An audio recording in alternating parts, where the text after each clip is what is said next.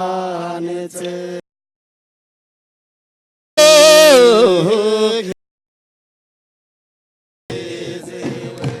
dore cyoge ndabona inkomore y'agatero ndabona yamerezo dukonde tweze heza ene najejerwa nchamego norwana meza ingande nengora bahizi iyo mehemejo more ndore monye charezerwa ibihamemwe twese twiziwe dore cyo gitoza cyejo mutako none onere agatero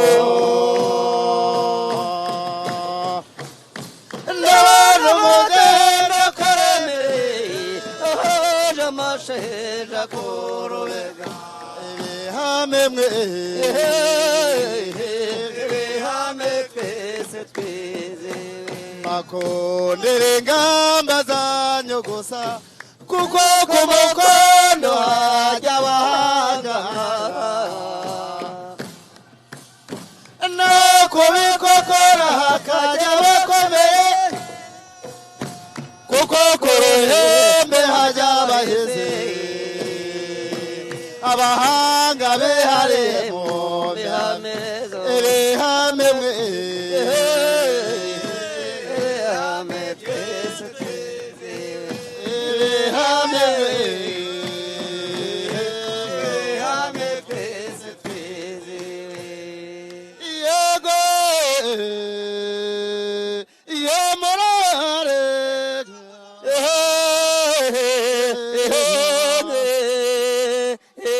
Bergwane kame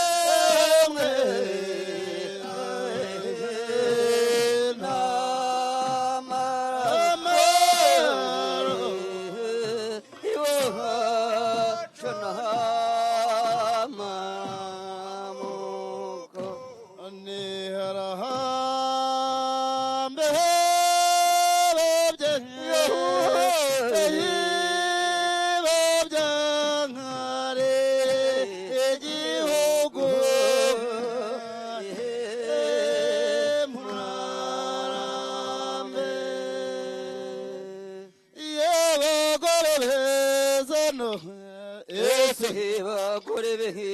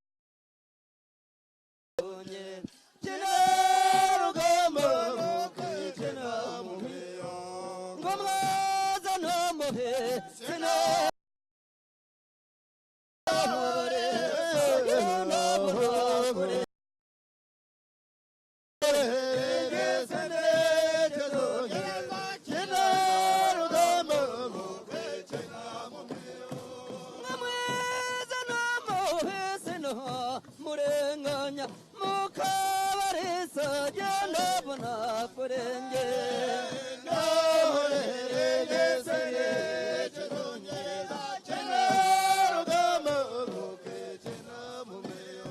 ngwakaza wanyerwebo jya majataza jetama nyekunda yanania bagamba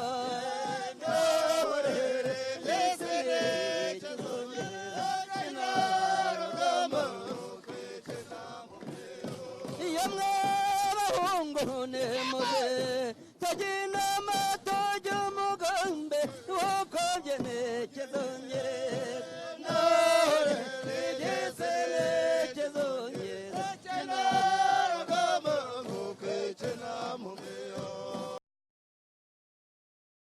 bajara majatoze jatamanya konde yanania bagamba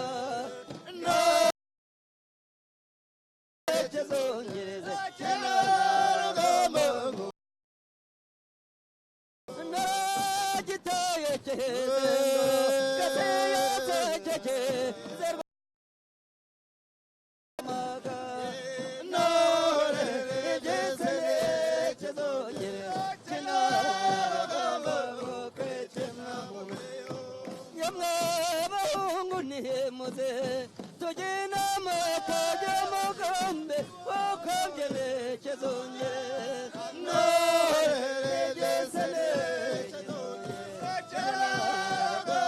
mukwechena mumeyo nore jesele kezongere mukwechena mumeyo cyane baba njambaka basize urugamba rugum bega nyenyaga henga rugamba bageze moshira mama rumukora manega mu mwanganya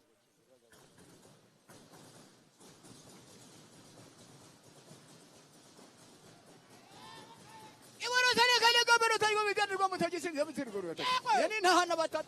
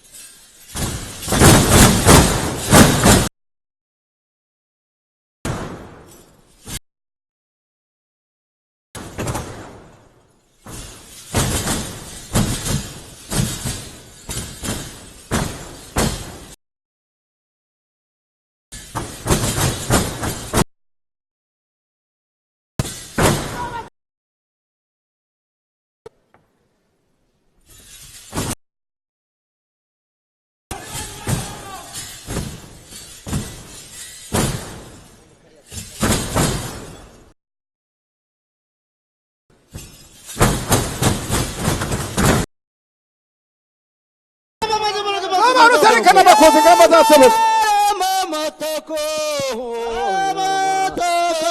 singane egala macho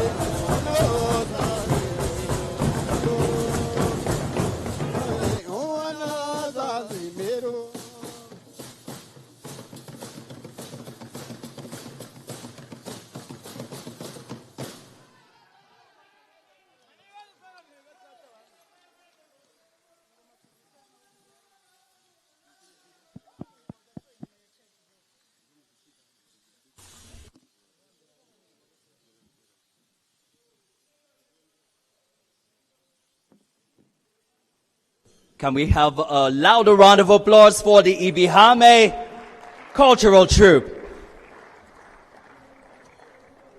Good morning, ladies and gentlemen. Good morning, Africa.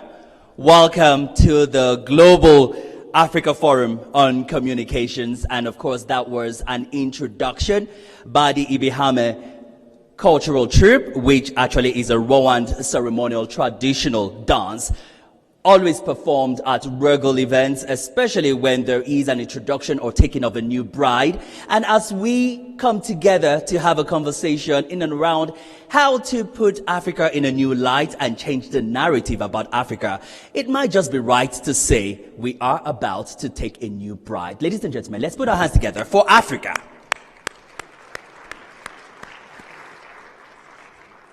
We call this Speak for Africa, and you would agree that it's about time that Africa begins to tell its own truth. There will be holistic conversations, dialogues, fireside chats, and of course, one-on-one conversations with very valuable contributions from you all. So we thank you for joining us at this edition of the Global Africa Forum on Communications 2019 here in Kigali, Rwanda. We also would like to remind you that we are streaming this live. We will be giving you the platform. It's been streamed up so that you can also share that information with your colleagues, friends, and of course your network around Africa and outside of Africa. But in the meantime, we want to remind you that you can join the conversation away from the stage online by hashtagging Speak for Africa and of course GAFCOM 2019. GAFCOM spelled as GAFCOMM 2019. Morokaza Neza, that's how you say welcome in Rwanda. And I would like to say thank you and welcome. My name is Henry Ekechuku. I will be your compere for the next 3 days. It will be my pleasure to introduce most of the sessions and of course engaging with you as we discuss the new way for Africa. Very quickly, to set the tone for this summit, I would like to please ask you to join me in welcoming the founder, organizer, and the man with the idea on why we should begin to tell a new narrative about Africa. He is the CEO, which is the Chief Executive Officer of Aiden and Newton, and also publisher of the NEV Africa. Please join me as we welcome, for his welcome address, Perez Tigidam. A round of applause for Mr. Perez Tigidam.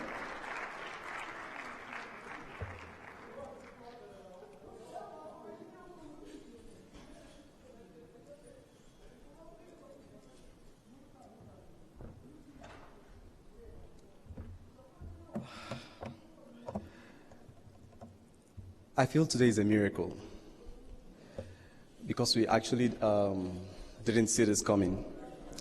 I've spent the last 10 years of my life building things.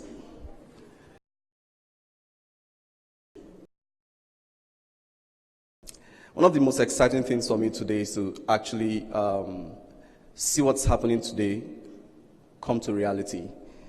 We've always built things individually as a company, but we felt after 10 years of building things, we need to do it in a partnership. So we do feel that everyone here today is a partner for the new phase of storytelling for Africa. Most of the times we see in the media, what we read in the media, that there's a race to colonize Mars, race to colonize new territories beyond Earth. What we do not see is that there's also a race to colonize Africa, to recolonize Africa. And where is that happening? In the media space. It happens that Africa has left its own storytelling, it has left its own voice for someone else to tell their stories. And what happens? 3 years ago, we decided as a company that we were going to invest in the media in Africa, and we started building the NEV Africa as a Pan-African media outlet. It's been amazing, it's been wonderful what has happened with the NEV Africa, that in just 3 months of starting off the NEV Africa, we have a publication that is read by close to 1 million people across Africa. We've had the opportunity of working across several countries in Africa, being a part of major conferences organized by international media outlets, international conference organizers, and we felt that it was time for Africa to actually build its own platform for thought leadership, its own platform for growth ideas, and a unique platform where African stories, African ideas, and African companies could actually use the platform as a showcase opportunity. So what you see happening here today, I believe, is the start of something amazing, the start of something great for the continent. Like I said, I've been involved in building things for the last 10 years. And I know where this is headed. And I know the outcome of this. So, on that basis, I really want to use this opportunity on behalf of myself and my team to say thank you to everyone that has made it here today. You do not understand how impactful your presence here today is. But I believe that as the years run by, you will look back and you would appreciate the fact that you found yourself here today and you are part of something great for the continent. I want to use this opportunity to thank the government of Rwanda, thank the Rwanda Convention Bureau, Rwanda Development Board, Coca-Cola, Old Mutual, Leo Bonnet Lagos, everyone that found this opportunity, a credible opportunity, a credible platform to be a part of. I want to thank every one of our speakers. Most of them are my mentors in the industry. Most of them are senior friends. Most of them are colleagues, people I've looked up to over the years. And when it was time for this, we felt, where do we start from than the people we know, people who have held us all through our journey, people who have supported us, and people have found it important, people who see what we are doing today important. I also want to use this opportunity to thank the Honorable Minister of Information in the Republic of Ghana, Honorable Kojo Nkrumah. I also want to thank everyone. Everyone here is valuable. Join us. This is the beginning of a journey, a new movement, a new journey for the continent. I want to believe that by this time next year, we will be doing greater things across the continent. We have activities lined up all through the year in several countries in Africa, following the Speak for Africa conference that we will be launching today. And we believe that as we reach out to you, you would find it needful, you find it important to be a part of this movement, to be a part of this platform. I welcome every one of you once again. Thank you for coming. All right.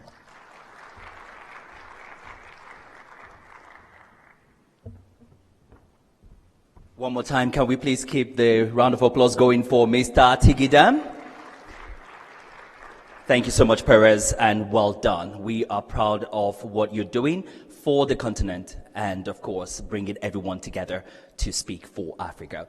As Perez mentioned, this will be a continuous series going across different parts of Africa as we speak for the continent, and it will be interesting to keep the conversation going. Remember, you can join us online, hashtag Speak for Africa or hashtag GovCon 2019. Just before we go any further, we do know that it's important to sort of have people who buy into the vision of a greater Africa and more importantly, coming with a goodwill message to sort of buttress and support the essence of our gathering here today. With pleasure, I would like to welcome from Coca-Cola, Regional Operations Director, Coca-Cola East and Central Africa franchise, Mr. Arthur Miranda. Mr. Arthur Miranda, is he here? A round of applause for Mr. Arthur Miranda as he comes up for his goodwill message. Please join us.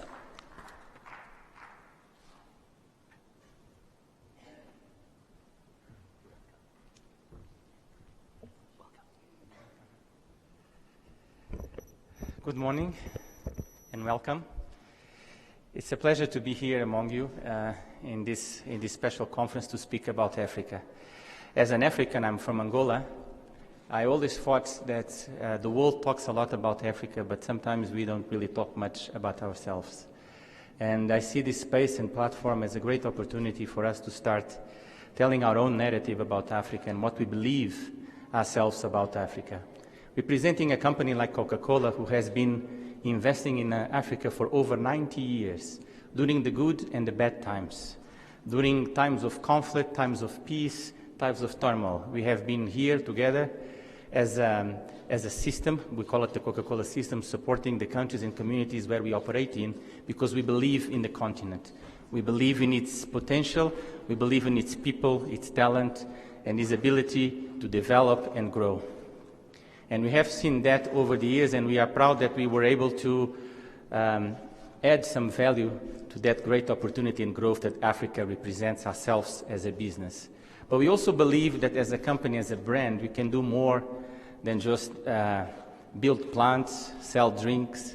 We believe that there's more about such a great brand like the one we represent can do to actually help the African narrative to tell its own story, using our own ability to communicate, our own power to reach people and consumers, to actually convey the right messages about this wonderful continent, and make sure that globally people see Africa in a different perspective and focus on its great potential rather than some of the issues that we all know we have to deal with and that are ours. And by the way, they're not unique. Other nations and regions of the world have gone through them in their own time.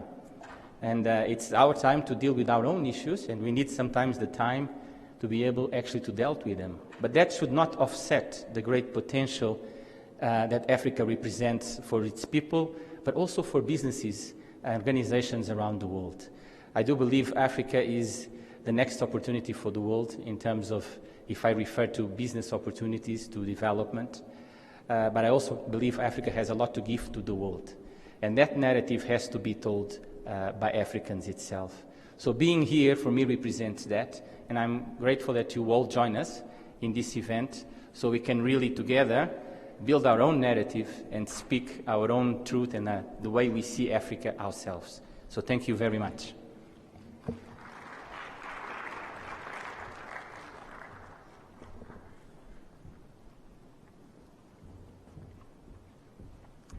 Thank you very much, Mr. Miranda. Very quickly, I would like to please ask that we make welcome from Old Mutual, coming with a goodwill message. Let's please welcome Mr. Andinsa Nsuban. He is the head Africa Marketing Old Mutual Limited. A round of applause for Mr. Nsuban.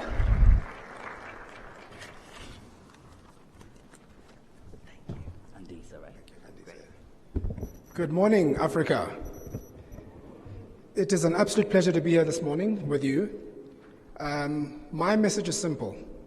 Being a financial services company, we do one thing, and that is we are the translators of dreams. Our job is to take people's hopes and dreams and translate them into reality, working with them and offering them financial solutions. And certainly, we share the dream that Perez had with Nerve Africa to really bring communicators together every year to talk about the issues that we are facing as communicators, brand activists, and business influencers.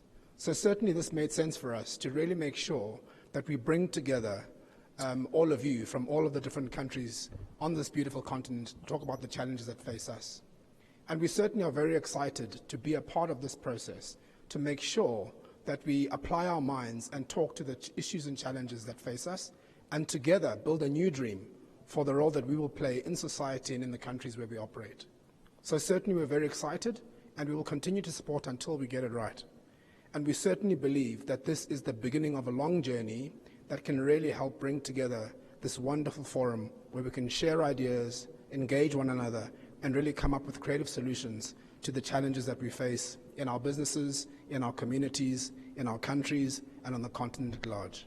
So we really look forward to an exciting and robust 3 days of engagement, and we certainly look forward to the outcomes of this conference to help shape a better future for all of us as marketers, brand activists, and business influencers. I also think it's a little bit ironic that the whole idea of storytelling comes from this beautiful continent of ours. And therefore, we have this wonderful opportunity to really shape the narrative and the story that is the greatness that is happening on this wonderful continent of ours. We have some wonderful things that are happening on this continent. And sometimes we always look to the world for best practice.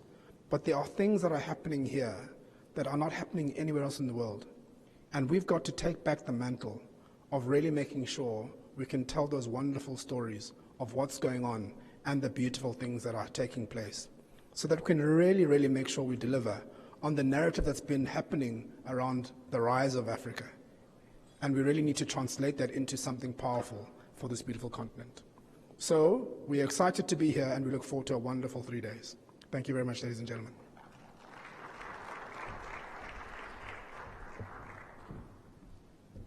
Thank you very much, Andisa, for that interesting goodwill message from Old Mutual.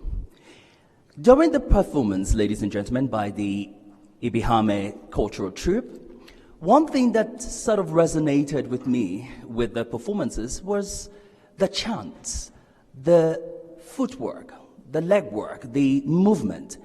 And it got me thinking that this actually cuts across cultures in Africa. Back home in Nigeria, I am Nigerian, by the way.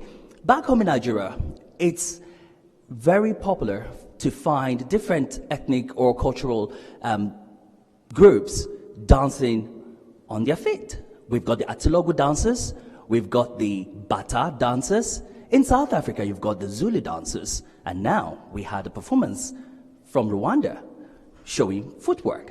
It just shows that there is something that ties us all together as Africans. And in that essence, it will be interesting to find out what sort of language are we having together, especially as brand custodians, to put Africa in the right light, especially as we go into storytelling about a new Africa. At this point, we would like to set the tone with an opening conversation, and it will be my pleasure to welcome on stage His Excellency, the Minister of Information from the Republic of Ghana. Please welcome Mr. Kojo Nkrumah.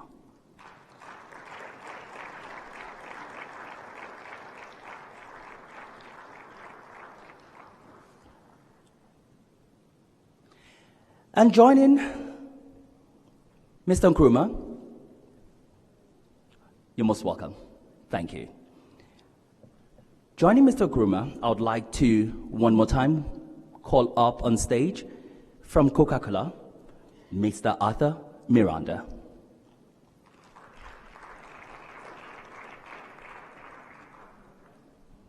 I would like to also welcome one more time Mr. Andisa Nsubeni. I want to believe we have a representative from the Rwandan government. I'm sure I will get that information. But very quickly, I would like to ask Mr. Perez Tigidam to join in this opening conversation. May we have Perez?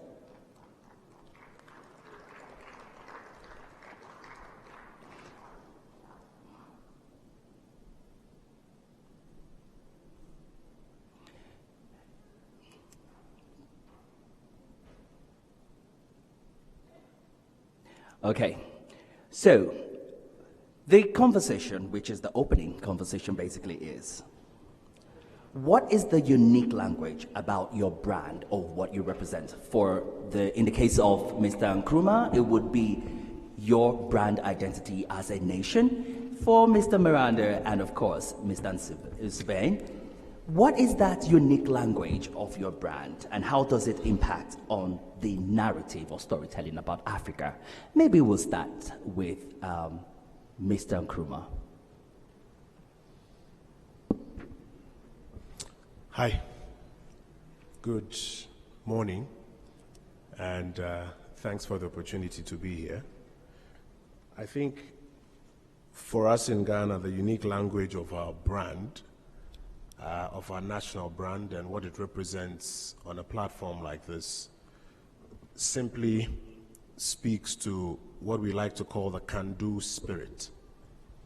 I think for many years, Africa as a continent and for many of our countries has been viewed from the very odd points and from our lowest points. But for us in Ghana, right from, I think, our days of independence, we have always sought to put Ghana the black man, the African, at the forefront of championing his own cause. As we've gotten into a democratic space and we've been working to put our national resources to improve the quality of life of our people, we continue to get that same message across that we have what it takes. We are capable people, capable of managing our own affairs and translating the opportunities that we have into an improved quality of life for our people. So for us, our unique language, the unique language of our brand on a platform like this on the global stage is the can-do spirit, the can-do spirit of the Ghanaian, the can-do spirit of the African. And we do well to let it cut across in everything that we do, even as a new administration currently. Those would be my first set of comments on this. Okay. Mr. Miranda, we'll turn to you. The unique language of your brand. Well, I will.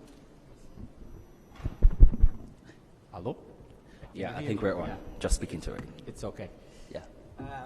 I will leave the corporate slogans aside and tell a little bit about what Coca-Cola actually is as a brand worldwide.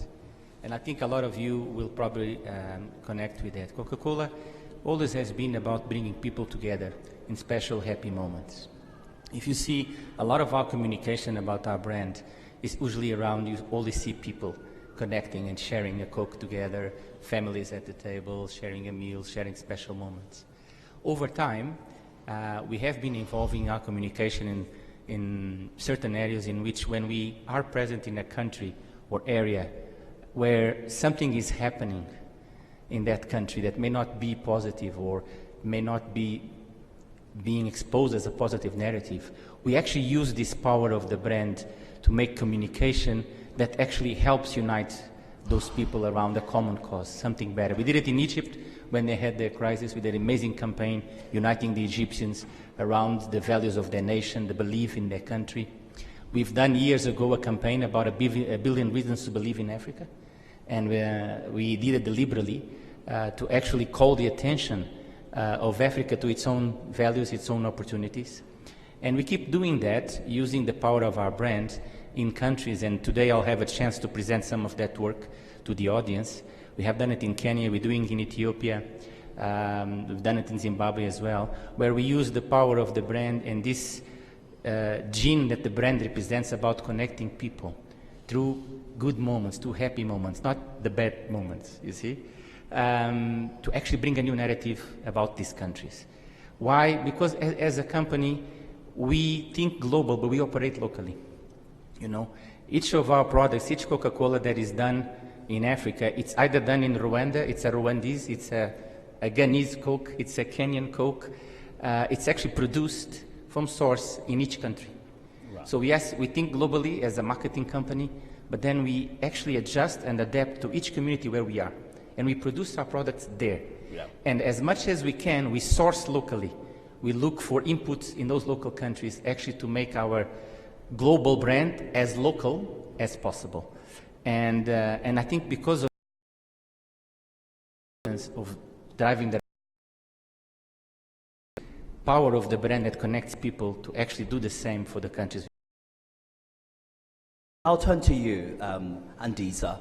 So what would be your own unique language as a brand? I think I started by talking about the role we play as financial services in people's lives. And that really is about hopes and dreams. And unfortunately or fortunately, lives without enablement of financial services. And therefore, responsibility we have to help to translate people's hopes and dreams into reality. Dreaming is for free. Everybody dreams. And therefore, but the challenge with dreaming is that many people get stuck at dreaming and are unable to translate their hopes and dreams into reality. And that's where we play a role. We have a wonderful opportunity to sit down with people and businesses, talk about their hopes and dreams, and develop a financial plan that can help people to kind of realize their dreams. But we also know that life happens, and many people kind of default on the plans that they have. And so our role is to help inspire and motivate them along their way so that they can stick to the plans that they've got. And therefore, being a brand that's been on the continent for 174 years, across all the regions on the continent, we certainly understand the very specific nuances of all the markets where we operate. And our role is to really help people to enable positive futures, to really make sure that we're bringing more people, so financial inclusion is a big role that we play, and certainly our brand is to help people to realize those dreams and to really make sure that they're taking those steps to realize their dreams. And therefore, we are saying the small steps that people take step towards helping them realize their full potential. And that's why we talk about people doing great things every day.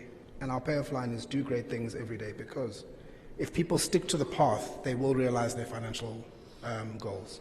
And that's the role that we play, that we take very, very seriously. That's a very good way to put it. And you did mention that dreams are free. And Perez, dreams are truly free. And I'm sure you had the dream of uniting Africa using this forum.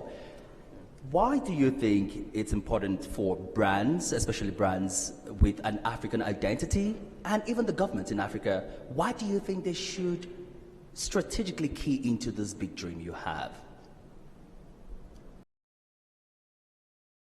Most times, when we go out there, people ask me, your platform, the NEV Africa, why the name the NEV? And I sort of figured out when we were about starting the NEV that the most important thing for Africa was about integration, connectivity, having a sort of a nexus between every aspect of Africa, both the English-speaking, French-speaking Africa, and we thought, just like the human body, the NEV, if we can create a platform that connects all of Africa, one language, to amplify the aspiration of Africa, to amplify the successes of Africa, that would be an interesting vision and a dream to run. Most of the brands that I happen to have worked with are indigenous African brands. Right. From state governments, there was an opportunity for us to manage a state government managing a destination in Nigeria. And it actually opened my eyes to the fact that whenever something uniquely African is amplified, people see value in it and people get connected to it. People want to attach themselves to it. Now, if you look at what is happening in the music scene in Nigeria, for example, right. The entertainment sector has basically, I'll say they've rebranded Africa. They've rebranded how people see Africa, how people think about Africa. Now, everybody, the biggest music stars around the world want to associate with what is happening in Africa, because Absolutely. It redefines the way people have always seen things. Now, whatever you've always seen over time, that's what you get used to.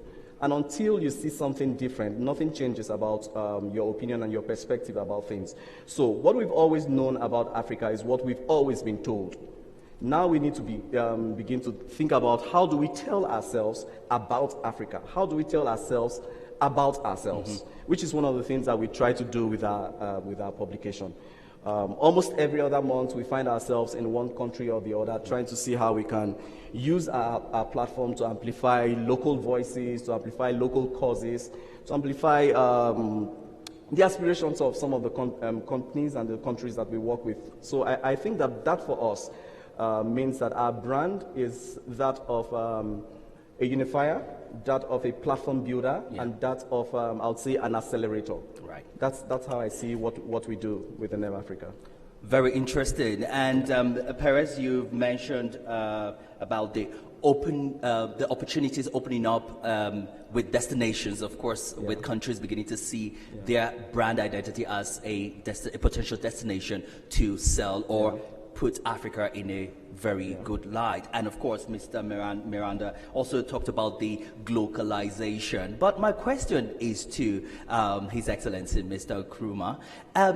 Would you think that globalization would be very possible, considering the amount of red tapes that investors or global businesses looking to either invest or trade in Africa often experience? Yes, it's very possible. And I'll look at it from two dimensions. There's a global context with the current infrastructure that has its own levels of red tape and prejudices when it comes to investment opportunities, doing business in Africa, livelihoods in Africa, etc. But we also have clarity on what the opportunities, what the returns are here in Africa. And we have a fantastic bridge that we can build between the global context and the various local scenarios that we find in our various jurisdictions. And in so doing, one of the things that I think we have to be quick to work with are our own developed platforms.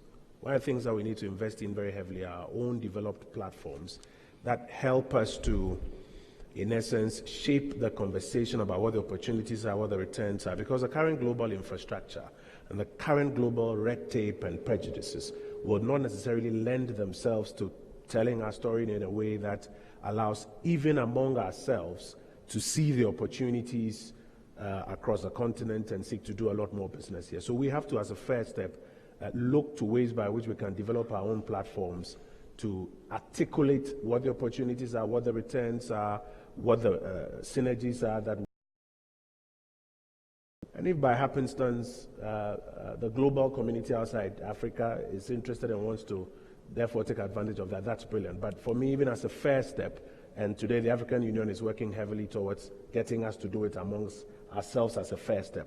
But as a first step, as we culture our own story and tell our own narrative a bit more among ourselves, we get to see and understand the opportunities a bit more. Because, you know, sometimes when we talk about the global context, we assume that it's somebody in Europe or the Americas who only gets to think of us in a particular way. But actually, that global narrative affects who is in South Africa and wants to do business in Angola and who is in Ghana and wants to do business elsewhere. So we have to develop a lot more of our own platforms to get our own narrative out there. The second thing is that it's not just about telling the story, but it's also about doing the things that make it easier for the global community or the intra-African community to do business with us. We take a lot of things for granted. For example, if you take connectivity, even within our continent, just to do business. I was recently, I think, going to Cape Verde, and I had to go to Portugal to come back to Cape Verde. And I'm sure there are many of our colleagues here who have examples of how difficult it is to even do very little things among ourselves. So it's not just about culturing the narrative and developing platforms to tell that narrative. It's also about doing the substantive things that make it easier for these opportunities that we have to be harnessed and to build synergies between these opportunities and between ourselves or among ourselves to harness these opportunities that we have. It can be quite daunting when you have to move from one point to another, and the connectivity is very challenging. But I'm sure once we're able to break the barriers and find more holistic way of integrating our connections around the continent, it might just make it a lot easier. And Andisa, I see you nodding, and I want to ask you that in the course of course, Old Mutual as a brand or as an organization is quite global, and it's been around for, you know, a number of decades. But at the same time, has there at any point that your brand or brand's identity or culture has been influenced by the nuances and the inference from the cultural value of Africa? Sure, thank you. Great question. I think for us, certainly what we've learned over time is that you can't have a mindset that says you take, for example, Old Mutual is a South African company. You can't just take South African products and solutions and try and impose them on markets where there's no context, because very specifically, there are fundamental nuances that you cannot ignore. And so over time, we certainly have learned that that's not what you should do, and you should really be grounded in what happens in those specific markets. The massive opportunity for us on the continent is on a number of levels. In the first instance, one of the fastest growing countries in the world come from this beautiful continent of ours, and we see that growth potential. On the other side, we're also seeing very low insurance penetration. You've got a market like Nigeria where they've got 200 million people and they've got less than 1% insurance penetration. Less than 1%. And then when you take specific products, so for example, in South Africa, the funeral product is a big product range for us, and we've got over 60% market share in South Africa.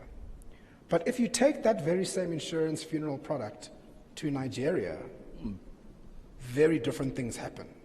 So for example, half the population, as you know, Muslim, Christian. Yeah. But for someone who's Christian in Nigeria, when they pass away, it takes, as you know, a minimum of 3 months before they're buried. Now in South Africa, where people don't get buried for a minimum of 3 to 4 months, it's actually got no relevance, the fact that you pay in 24 hours. So we've got to be really crystal clear around what is the local nuance, what are some of those cultural and religious nuances that we've got to take into account as we develop the customer value propositions for those markets. And that's just one example. So it really is about making sure we understand what's happening in the market, and then we develop the propositions based on what those trends and insights are. But you've got to find those insights that can really help you resonate with the market. Arthur, very quickly, as we begin to round up this conversation, in the brand immersion of Coca-Cola across the continent, we often see that there is that excitable moment, especially during tournaments. Take, for instance, the World Cup or the AFCON and other, sporting activities where a lot of people are quite excited, and then we see you jumping in. How important is it for you to continually, engage with Africans and Africa the way you do with your brand? Very good question, thank you. Yes, it's true. When we made the bet for Africa more than 19 years ago, right, a lot of other companies, even our competitors, to be honest to you, probably thought we were crazy in doing so. All the red tape we just mentioned, and you mentioned that Africa had, we went through all those motions as a company. But our focus has always been in consumers as a company. Consumer for us is not just a slogan that is boss. It's actually at the core of why we do the brands we do. We have over 500 brands globally, and these are loved brands by consumers wherever we have them.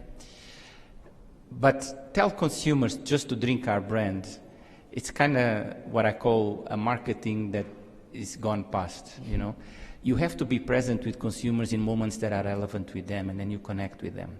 Right. As a brand, the consumer has to see you just not as a drink. Telling you drink a Coke, it's really... But if I can really make you enjoy a moment, something that is important for you, that you feel happy, that you will remember, right, and you will connect with me as a brand. You will remember me for far longer, and you will see me as something positive in your life. That's how we believe we need to make brands. And that connection with Africans for us is very, very important, because we took the risk to invest here, to remain in this continent, which we want for many more years and more, and keep investing. We need to make sure that we keep that connection with every generation of Africans that is coming, that they see us relevant in what they do in their lives, in special moments in their lives, that they feel us as a brand that is there to support the country, that enables, for example, in football, we have a grassroots program that enables African talent to emerge. I will talk later about that in my presentation as well, but that's just a way that we do, and we have some football players today, maybe some of you don't know, that actually came from this little Coca-Cola that we do, and became football stars. Yeah. They will never forget. The communities will not forget. So this engagement of the brand with consumer, it's very, very important. It's like a partnership throughout life. Okay, people will grow up, they will drink other things, but they will keep us in the back of their mind. And that will help us as a business, but also will make us as a business have some value for the nations and the people where we operate. And today, being in business is not about just making money. It's about really being relevant for the people and for the countries where we operate with, being good corporate citizens, paying our taxes, but also making consumers love us. That's key. That's how you can actually drive something more than just business. Great way to engage with corporate investment. I'm afraid we will have to end the session at this point. It's been a brilliant opening conversation. Or don't you agree? It's been a great opening conversation? Okay, please, ladies and gentlemen, put your hands together for this gentleman. We have a whole lot more sessions to get into, and I'm sure we'll find time to engage more. So one more time, ladies and gentlemen, I present to you our very first conversation panel. Thank you.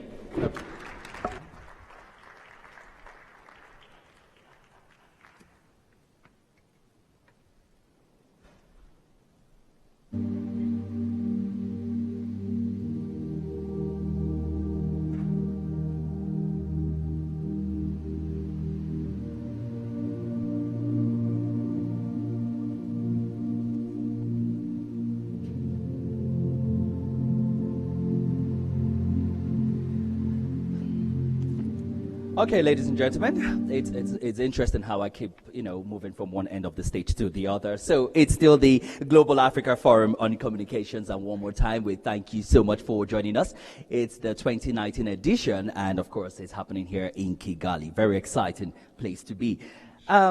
We move very quickly into the sessions, and I think it's important that we do so as we have a whole lot to cover on this first day of GAFCON.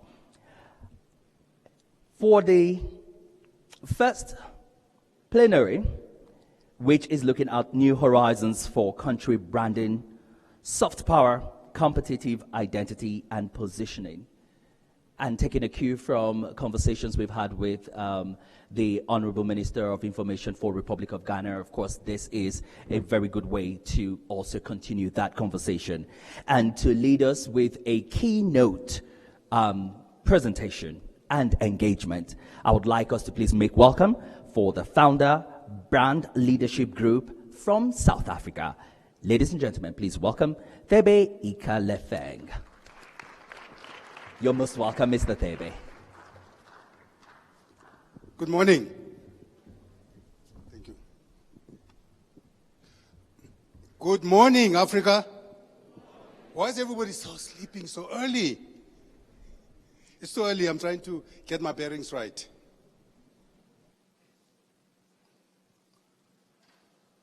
Just get my bearing right. Hello? Good morning, Nigeria.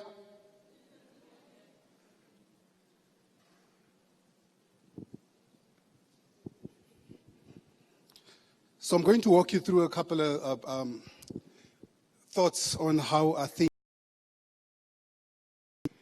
to the opportunities which are facing it. Let's just get my comrades. What's happening?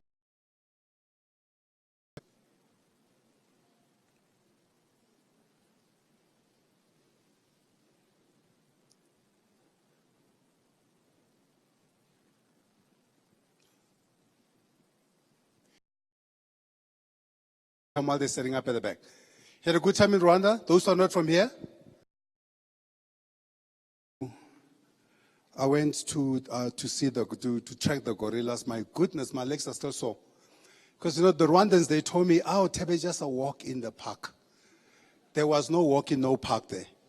There was trekking up mountains, searching for our long-lost brothers. The minister from Ghana will tell you this year, it's all about 400 years on. Everybody's coming back. But I think I went back 2 million years yesterday to go see my long-lost brothers. Are we okay at the back? There we go. Look how snazzy he looks.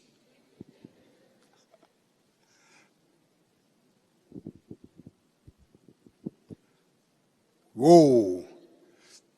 I told you I went back 2 million years yesterday. I went to track the gorillas in about 2 hours away from here. What an incredible experience it was.